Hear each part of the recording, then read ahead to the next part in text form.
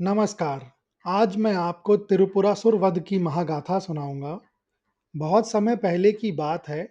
तारकासुर नामक एक महान असुर था। तारकासुर वज्रांग नामक दैत्य का पुत्र और असुरों का अधिपति था। वह अत्यंत बलशाली और उसने देवताओं से अपनी शक्ति को श्रेष्ठ करने के लिए कठोर तपस्या भी की। तारकासुर की घोर तपस्या से भगवान ब्रह्मा प्रसन्न हुए और उसे वरदान देने के लिए प्रकट हुए।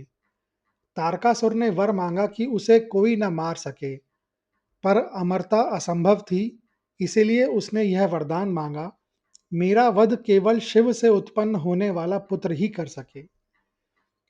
फिर शिव और पार्वती के मिलन से स्कंद, जिन्हें कार्तिकेय या षडानन भी कहा जाता है, की उत्पत्ति हुई। कार्तिकेय जन्म से ही अलौकिक शक्ति से संपन्न थे। देवताओं ने कार्तिकेय को अपना सेनापति बनाया और एक भयंकर युद्ध के पश्चात कुमार कार्तिकेय ने तारकासुर का वध कर दिया, जिससे देवताओं को उसके आतंक से मुक्ति मिली। पर यहाँ से एक नई कहानी का जन्म हुआ। तारकासुर के 3 बलवान पुत्र थे, तारकाक्ष, कमलाक्ष और विद्युन्माली। अपने पिता की मृत्यु से क्रोधित और दुखी होकर इन तीनों ने यह अखंड प्रतिज्ञा ली कि वे ऐसी शक्ति प्राप्त करेंगे जिसके सामने देवगण विवश हो जाएं। उनके मन में बस एक ही ध्येय था, देवताओं को अपमानित कर अपने पिता के खोए हुए साम्राज्य को पुनः स्थापित करना। अपने लक्ष्य को साधने के लिए तीनों भाइयों ने असुरों के गुरु शुक्राचार्य से परामर्श लिया और घोर तपस्या का मार्ग चुना। वे संसार के सभी सुखों और भोग विलास को त्याग कर एक अत्यंत एकांत और दुर्गम वन में चले गए। वहां उन्होंने वर्षों तक ऐसी तपस्या की जिसे देखकर बड़े बड़े ऋषि भी विस्मित हो जाते। उन्होंने वर्षों तक अन्न का एक भी दाना ग्रहण नहीं किया, केवल वायु और जल पर ही जीवन निर्वाह किया। तारकाक्ष, कमलाक्ष और विद्युन्माली ने भयंकर गर्मी में अपने चारों ओर 5 अग्नियों को प्रज्वलित कर उनके बीच बैठकर तप किया। सर्दी में वे स्वयं को जल में डुबोकर या बर्फ से ढके स्थानों पर समाधि लगाते थे।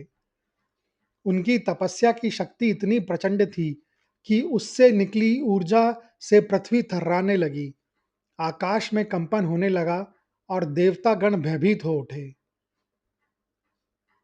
तीनों की इस अलौकिक तपस्या से सृष्टिकर्ता भगवान ब्रह्मा अत्यंत प्रसन्न हुए। वे अपने हंस पर आरूढ़ होकर दानवों के समक्ष प्रकट हुए और उनसे अपनी इच्छानुसार वरदान मांगने को कहा। दानवों ने पहले तो अमरता का वरदान मांगा, परंतु भगवान ब्रह्मा ने स्पष्ट किया कि जन्म मृत्यु का विधान अटल है। यह सुनकर उन 3 दानवों ने मिलकर एक ऐसी चतुर योजना बनाई जिससे उन्हें अमरता के समान ही शक्ति प्राप्त हो सके। तारकाक्ष ने आगे बढ़कर भगवान ब्रह्मा से कहा, हे भगवान, यदि आप हमें अमरता नहीं दे सकते, तो हमें ऐसा अद्वितीय सुरक्षा कवच दीजिए जिसे तोड़ना असंभव हो। आप हमारे लिए 3 अद्भुत पुरियों यानी कि नगर बनवाएं। मेरे लिए स्वर्ण की पुरी, कमलाक्ष के लिए रजत की पुरी और विद्युन्माली के लिए लौह की पुरी। वरदान की असली शर्त बताते हुए इसने आगे कहा, ये तीनों नगर अंतरिक्ष में निरंतर विचरण करते रहें और 1000 वर्ष पूरे होने पर केवल एक ही विशेष शुभ मुहूर्त में ही वे तीनों एक सीधी रेखा में मिलें। यदि कोई देव या प्राणी केवल एक बाण से उस एक क्षण में इन तीनों पुरियों को नष्ट कर दे, तो ही हमारी मृत्यु हो। दानवों को पूर्ण विश्वास था कि यह शर्त पूरी करना असंभव है। भगवान ब्रह्मा ने तथास्तु कहकर वरदान स्वीकार कर लिया। उन्होंने असुरों के महान शिल्पी मयासुर को बुलाकर तत्काल इन नगरों का निर्माण करने का आदेश दिया। मयासुर ने अपनी अद्भुत कला और कारीगरी से त्रिपुर यानी 3 पुरियों का निर्माण किया।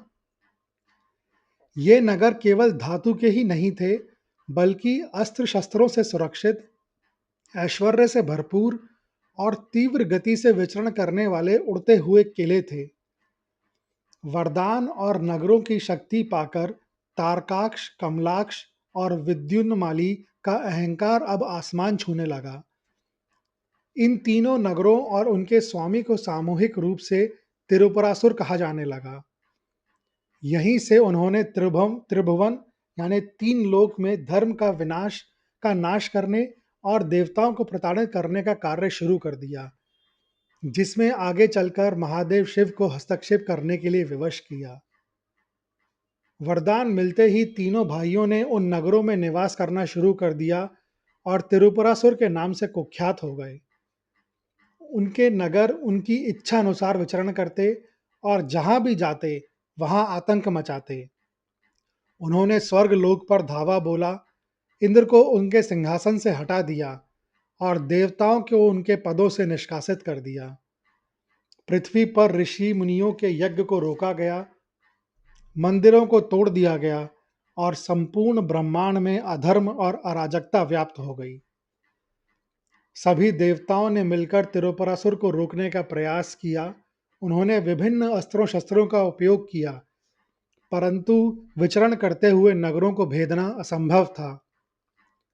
वरदान के कारण भगवान विष्णु और भगवान ब्रह्मा भी सीधे उनका वध नहीं कर सकते थे। सभी देवताओं का अब अंतिम सहारा कैलाशपति भगवान शिव की शरण ही थी। देवताओं की करुण पुकार सुनकर और धर्म की रक्षा के लिए महादेव शिव ने तिरुपरासुर का वध करने का दृढ़ निश्चय किया।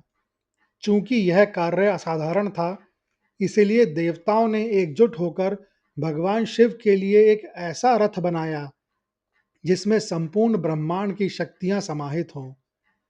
स्वयं पृथ्वी विशालकाय रथ बनी, सृष्टिकर्ता ब्रह्मा उस रथ के सारथी बने, सूर्य और चंद्रमा रथ के पहिए बने, भगवान विष्णु स्वयं विशाल धनुष बने, वायु, अग्नि, काल और समस्त देवताओं की सम्मिलित शक्तियां उस बाण के अग्रभाग और पूंछ बनी। रथ तैयार हो गया, शिव उस पर आरूढ़ होने लगे, परंतु सभी देवताओं ने एक महान भूल कर दी।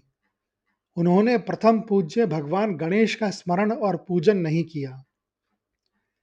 यह देख विघ्नहर्ता गणेश ने उन्हें उनकी इस भूल का एहसास कराने का निश्चय किया। गणेश ने एक सूक्ष्म रूप धारण कर चुपके से उस दिव्य रथ के अक्ष यानी कि धुरी को कुतर लिया। जैसे ही भगवान शिव ने धनुष उठाया और बाण चलाने की तैयारी की, रथ की धुरी चरमरा कर टूट गई और पूरा रथ डगमगाने लगा।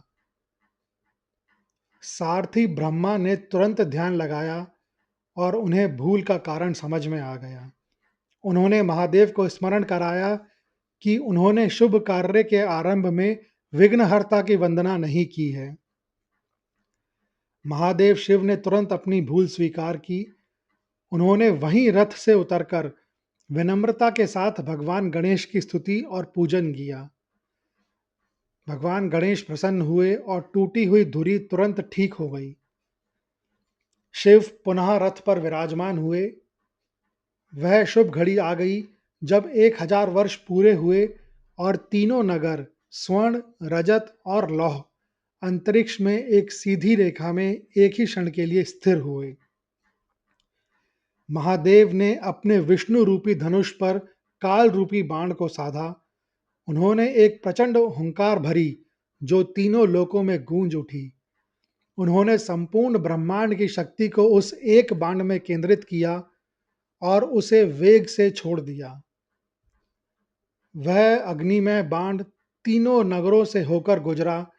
नगर, उनके भीतर के दानव और तिरुपरासुर के तीनों भाई तारकाक्ष, कमलाक्ष और विद्युन्माली सब कुछ एक क्षण में जलकर भस्म हो गया। इस महाविजय के बाद देवताओं ने हर्षित होकर भगवान शिव की जय जयकार की। इस असाधारण पराक्रम के कारण भगवान शिव को तिरुपुरांतक, तिरुपुरारी और तिरुपुरेश के नाम से जाना गया। इस प्रकार महादेव ने धर्म की रक्षा की और संपूर्ण ब्रह्मांड को असुरों के आतंक से मुक्त भी किया। यह कहानी सुनने के लिए धन्यवाद।